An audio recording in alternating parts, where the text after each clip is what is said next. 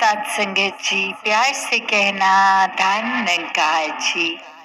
बहादुरगढ़ के इस स्थान पर ये जो जगह का भी नाम बहादुर, तो ये बात मन में अक्सर आती है कि हम बहादुर किसको समझते हैं। क्या शरीर के बल को एक बहादुरी से जोड़ते हैं, या कुछ मन में एक अपने द्वारा ही एक कोई ऐसी बात रख लेते हैं जिससे एक मोटिवेशन मिलती है, एक अपने आप को बहुत ही कोई ऐसा काम करने के प्रति एक मन को हम पुश करते हैं कि उससे हमें शायद लगता है हम बहादुर हैं। तो असली बहादुरी क्या है? ये असली बहादुरी तो वही कि जो भी सत्य है उसको समझ के, उसको एक हकीकत को जानने के बाद आंख ना बंद करना कि ये संसार में आए हैं तो मौत भी निश्चित है। एक जीते जी उस बात को, उस फैक्ट को अगर हम ना भूलें, इस सत्य के पहचान के बाद ये सत्य को जीवन में अपनाएं, तो ही वाकई में बहादुर हैं। क्योंकि कायरता तो फिर आंख बंद करने में होगी। एक जैसे हम अक्सर सुनते भी हैं उदाहरण कि एक सामने अगर कोई, हम किसी से बात करते वक्त कह देते हैं कि सामने अगर शेर खड़ा है तो आंख बंद कर लेंगे तो वो चला नहीं जाएगा सामने से। तो कायरता और बहादुरी, ये पहलू जीवन में देखें तो वही कि एक जीवन में समाप्त होना है और जीते जी एक अनेकों रंग ये जिंदगी दिखाती है, एक हर एक स्थिति में अलग महसूस कराती है। तो क्या सिर्फ मन की ये फीलिंग्स पे या इमोशंस पे या मन के एक उतार चढ़ाव को ही हम अगर हकीकत मान लेंगे तो स्थिर नहीं हो पाएंगे। एक सदैव के लिए स्थिरता, सहजता चाहिए, तो इस सत्य के साथ ही जुड़ना होगा। और वो सत्य, ये ब्रह्म ज्ञान कि हर समय ये परमात्मा का एहसास, इसको पहले जानकर फिर इसको एक इस पर पूरा विश्वास होना और विश्वास के साथ ही जीवन में भक्ति और आनंद आना। कैसे फिर जीवन में इस प्रभु के प्रति वो प्रेमा भक्ति की अवस्था एक हमेशा के लिए। फिर कोई भक्ति में ये नहीं कहा जाता कि दुनियावी काम छोड़ दो, एक जो भी एक साधन है जीविका कमाने का उसको त्याग दो, कहीं दूर चले जाओ, एकांत में चले जाओ। नहीं, एक एकांत में एक समाज से कट के उस तरह भक्ति नहीं, समाज घर परिवार में रह के भक्ति करना। हर एक परमात्मा की रचना, हर एक इंसान, चाहे वो घर के मेंबर्स हों या फिर कोई दोस्त या फिर कोई अजनबी, तो कैसे हर एक में जहाँ परमात्मा है, हर एक में उस परमात्मा का वास है, तो ये परमात्मा हर एक में देखा जा सकता है। तो वो उससे इसकी दूरी ये तय हो जाती है जब साक्षात ब्रह्म ज्ञान द्वारा ये परमात्मा दिखता है, फिर वो कण कण में दिखता है। फिर ये परमात्मा एक हर समय की सच्चाई बन जाती है। बाकी दुनियावी सच्चाइयां तो बदलती रहती हैं, कोई भी ऐसी चीज नहीं जो सदैव की सच्चाई हो।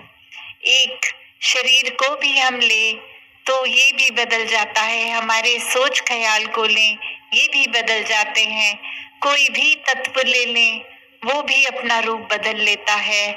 तो कैसे सिर्फ और सिर्फ ये परमात्मा, जो अगर जहाँ पे भी आस्था है, विश्वास है, उस धर्म ग्रंथ को भी पकड़ लें तो वही परिभाषा एक ही कि ये परमात्मा, इसका कोई टुकड़े नहीं कर सकता, ये कोई फॉर्म में नहीं है, ये हर जगह है, शुरू से था और सृष्टि खत्म होने पे ये अंत नहीं है इसका। कैसे ये कोई भी चीज से एक कम ज्यादा नहीं किया जा सकता। तो जो ये सच्चाई को पहचान लेता है, वाक्य में वो अपनी हकीकत भी पहचान लेता है कि एक शरीर से जुड़ी हुई एक शॉर्ट टर्म, एक छोटे, एक कुछ सालों के लिए कम समय की एक सच्चाई नहीं, पर सदैव रहने वाली सच्चाई। कैसे फिर मन परिस्थितियों के साथ एंग्शियस नहीं होता, एक मन में ऐसे ख्याल नहीं आते जो बेचैन कर देते हैं, क्योंकि सब में ही ये परमात्मा का हाथ एक आशीर्वाद रूप ही दिखता है कि अभी अगर ये परिस्थिति आई है तो हमें इस परिस्थिति से क्या सीखना है, हमें अपना कॉन्डक्ट कैसे रखना है। तो हर किसी चीज में जब एक हम कण कण से शिक्षा ले लेते हैं तो वाकई ही परमात्मा का एहसास कण कण में हुए, और ये एहसास कोई भी चीज से हो सकता है। तो एक बार जब इस परमात्मा से जुड़ गए ब्रह्म ज्ञान द्वारा, तो फिर दुनिया की कोई भी चीज फिर एक डामाडोल नहीं करती। फिर सिर्फ एक हम उस चीज के मोहताज नहीं रह जाते कि जब जब जीवन में हमारे हिसाब से जीवन चल रहा है तब तो परमात्मा है, वरना एक नहीं कोई हमारे मुताबिक चीज चली तो परमात्मा को ही कोसते चले गए। परमात्मा से ये मन की एक शक की बात कि परमात्मा हो भी कि नहीं हो, अगर हो तो हमारी क्यों नहीं सुनते हो, एक हमारे ही शरीर में क्यों तकलीफ दी, एक हमें ही कोई धनहीन क्यों रखा, एक हमें ही ऐसी परेशानियां जीवन के इतने पड़ाव पे इतनी लगातार क्यों दी। भक्त तो जानते हैं कि परमात्मा का होना ही सच्चाई है, परमात्मा द्वारा हर पल जीवन का ये प्रसाद रूप है। इसको अब कैसे निभाना है वो हम पे है, एक हमारी चेतनता उसको प्रयोग में लाना है कि कैसे एक कर्म जहाँ करने की आजादी है वहाँ किस तरह चुनाव करना है कि किस समय में कौन से कर्मों को करना है। और उत्तर बहुत ही सरल कि हम कर्म भी वो करते हैं जो हमारी सोच बन जाती है, जो चरित्र बन जाता है, जो बोली भाषा जैसी बन जाती है। तो बात वही कि जब ये परमात्मा को ही मन में बसाएंगे तो हर पल इसी का शुक्राना होगा, इसी का एहसास होगा और इसी परमात्मा के ऊपर जीवन आधारित होगा, तो कर्म भी बहुत पावन बन जाएंगे। एक पूरी दुनिया के लिए एक दिल से सेवा होगी, एक पूरी दुनिया के लिए जीवन बीतेंगे, सिर्फ एक अपने लिए सेल्फिश होके खुद गर्ज होके नहीं, पर वाक्य में एक पूरे संसार के कल्याण के लिए हमारा जीवन होगा। एक अगर हम इंसान की बुद्धि भी देखें तो हमारे ऊपर ही निर्भर करता है कि शुक्राना करना है या एंग्शियस रहना है। ये एंजाइटी और ये ग्रैटिट्यूड की जो बात है, और अगर साइंटिफिकली भी देखा जाए तो ये एक बुद्धि के, एक ब्रेन के उसी जगह पे ही ग्रैटिट्यूड भी एक हमारा निकलता है, वहीं से उपज वही है, और एंजाइटी की भी। और हम कभी भी इसलिए दोनों चीजों को एक साथ नहीं महसूस कर सकते, या तो फिर वो एंजाइटी होने पर एक शरीर, एक दिमाग इस तरह बन जाता है, मन व्याकुल हो जाता है, या फिर शुक्राना भाव होता है जहाँ बहुत ही हल्का महसूस होता है, एक सहजता से, एक बहते बहते आराम से इस परमात्मा में हर चीज में फिर एक परमात्मा की ही एक हाथ दिखता है कि सब कुछ इस परमात्मा द्वारा ही रचित। तो बस अपने कर्मों को हमें जो करने की आजादी मिली है उसको ठीक रखना है। हर समय एक एंग्शियस होने की जगह जब हम ग्रैटिट्यूड रखेंगे तो ही वाकई ही जीवन पूर्णता से जिया जा सकता है। एक सिर्फ लगता है अक्सर जीवन में कि कुछ ठीक नहीं है तो किस बात का शुक्राना हो, तो बात वही कि वो हमारा नजरिया एक छोटे दायरे का और परमात्मा के ये जो जीवन हमारा चला रहा है जिस तरह, तो वो एक नजरिया बहुत ही विशाल, क्योंकि ये परमात्मा ही विशाल है। तो हम अक्सर एक बहुत ही तंग दायरे में अपने जीवन को खुद को देखने लगते हैं। एक मैग्नीफाइंग ग्लास बस अपने ऊपर उस तरह लगा लेते हैं कि ये शायद संसार हमारे ही इर्द गिर्द चलता है, पर वाक्य में तो ये परमात्मा विशाल है, इसकी रचना विशाल है और हमारा होना ना होना एक मायने भी नहीं रखता इस दुनिया में। तो किस बात का अहंकार करें? जब ये जीवन खत्म हो जाएगा तो ये शरीर को भी जलाया या दफनाया जाएगा।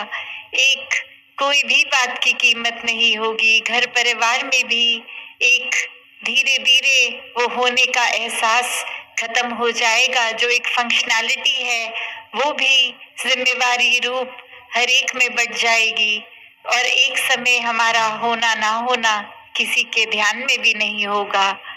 तो एक जीवन जब तक है, हमें किस तरह उस जीवन को पूर्णता से जीना है। जीवन को फिर हर समय परमात्मा के साथ जोड़कर इसके एहसास में एक वैसा जीवन जो युगों युगों से संतों ने समझाया कि एक जीवन के साल तो गिनती के हैं, इसको एक अच्छी तरह जिया जाए, इसको परमात्मा के साथ मन को जोड़कर जिया जाएगा तो ही ये जीवन एक मुबारक जीवन होगा। तो ऐसे जीवन के हकदार सभी हैं, इस परमात्मा को जानने के हकदार सभी हैं। कोई भेदभाव नहीं की जाति पाती, ये परमात्मा ने सबको अपने रूप में एक तरह बनाया है। बस इंसानों की सोच ने ऊंच नीच रंग नस्ल के भेद कर दिए और कैसे हर किसी के अंदर ये परमात्मा जो है, जो हर जगह है, ये परमात्मा को जाना जा सकता है ब्रह्म ज्ञान द्वारा और फिर सभी में ये परमात्मा देखकर जीवन को जिया जा सकता है। ऐसा जीवन हर किसी को मिले और फिर ये विश्वास हो परमात्मा पे, इस निराकार पे, तो वाकई ही भक्ति पूर्ण हो जाती है। ये जीवन में सिर्फ प्यार इस तरह कि वाकई ही कोई भी बुरा नहीं नजर आता, कोई अपनी ना परिस्थिति बुरी ना कोई इंसान, सिर्फ हर एक में एक वही जज्बा कि हर एक तक ये खुशी पहुंचे, हर एक तक ये रोशनी पहुंचे, हर एक तक ब्रह्म ज्ञान पहुंचे, ताकि ये आत्मा की पीड़ा भी एक जो योनियों में बदल बदल कर शरीर ये भी अब खत्म हो, ताकि ये आत्मा भी मुक्ति सैल्वेशन की हकदार बने। तो जीते जी भी मुक्त रहना है, कोई बंदिश नहीं। एक आत्मा जीते जी भी आजाद है शरीर के बाद भी। तो ऐसा जीवन हर कोई जीता चला जाए। सत्संगत जी, धन निरंकार जी।